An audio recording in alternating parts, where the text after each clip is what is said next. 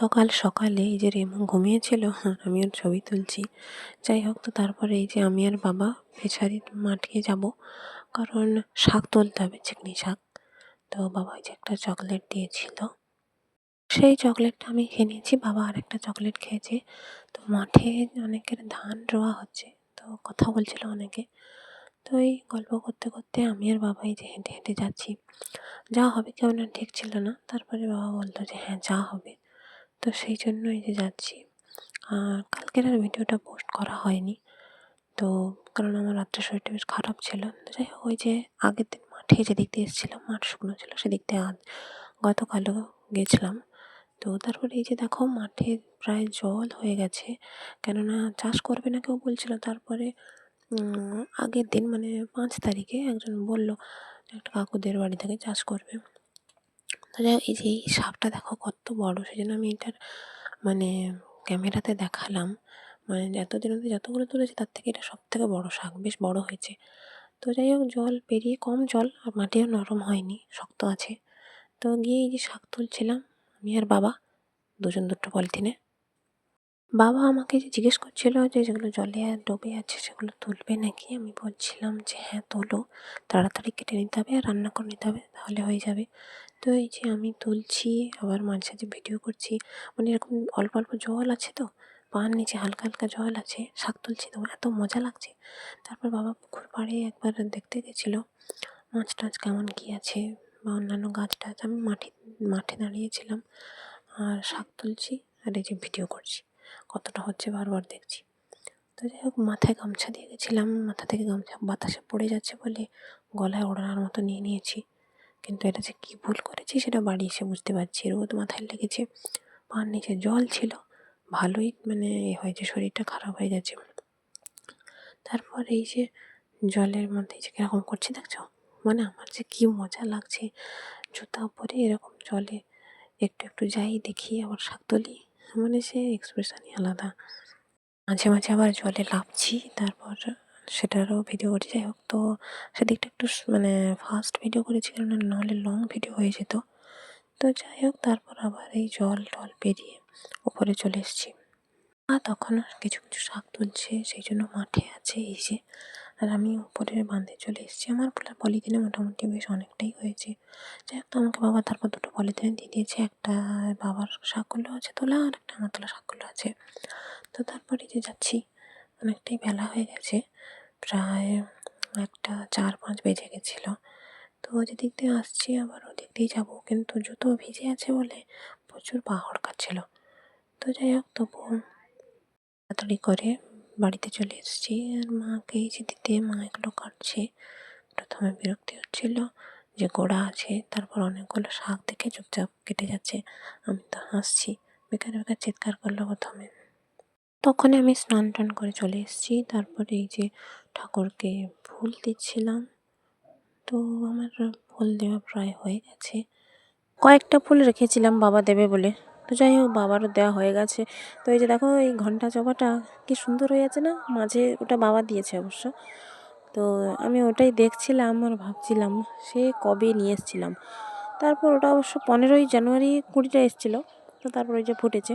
আর ওই যে দেখো মায়ের শাক বাছা শেষ, আর আমি এমন ছবি তুলছি, নিচের দিকে চোখ হয়ে আছে যে কী বলবো। আমি যত দেখছি ততই নিজে নিজে হাসছি। যাই হোক, তারপরে এই যে ঘাটের দিকের মানে আমাদের বাড়ির সামনের পুরোটা ঢালাই রাস্তা, ভাবলাম একটু ঝাঁটিয়ে দিই গাছগুলোয়, ফুল গাছগুলোয় জল দেওয়ার পরে ঝাঁটিয়ে দিয়েছি, তো এত সুন্দর লাগছে, ঘাটটাও ঝাঁটিয়ে দিয়েছি। তো ওটাই দেখছিলাম আর ভিডিও করছিলাম, এত ভালো লাগছিলো যে কী বলবো। দেখো, যে কোনো জিনিস পরিষ্কার পরিচ্ছন্ন করে রাখলে এত সুন্দর লাগে না, যেটা মানে নোংরা জঞ্জাল হয়ে থাকলে সেটা ভালো লাগে না। যে কোনো জিনিসই পরিষ্কার করে রাখলে দেখতে সুন্দর লাগে।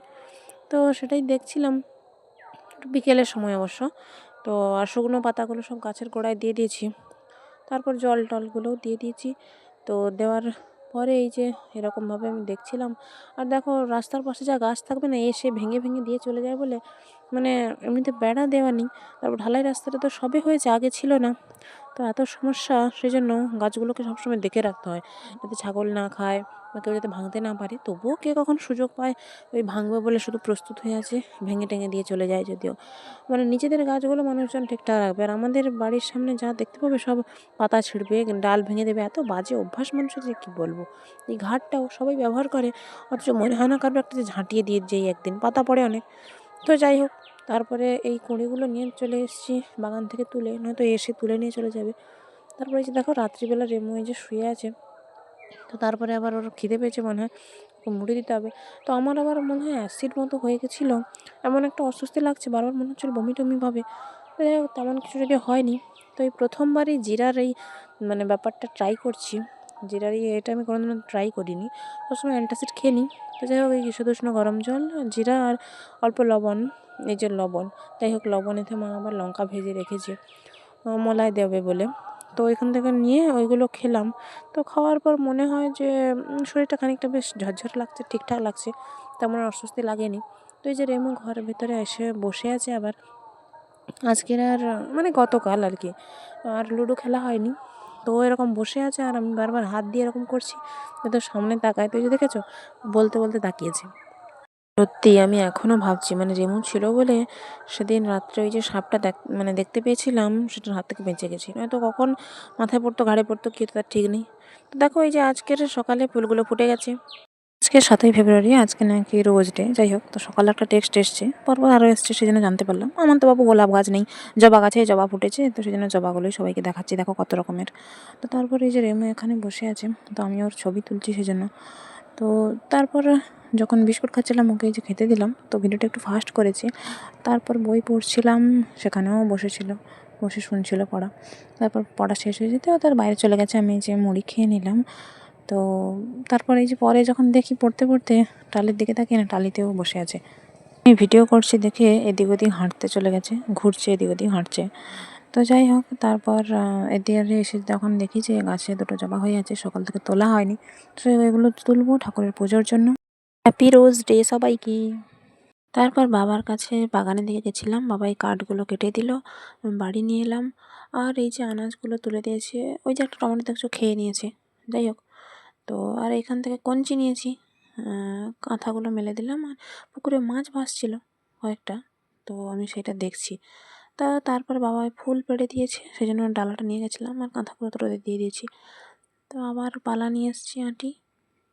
লাল কাঞ্চন ফুলটা আজকের মানে দ্বিতীয় দিন, কালও হয়েছিল কিন্তু কাল তো দেখিনি। আবার এক আঁটি পালা নিয়ে চলে এসেছি, এগুলো সব রোদে দিলাম। তারপর একটা গানের ভিডিও করছিলাম। যাই হোক, তো তখন মনটা বেশ খারাপ হয়ে গেছিলো।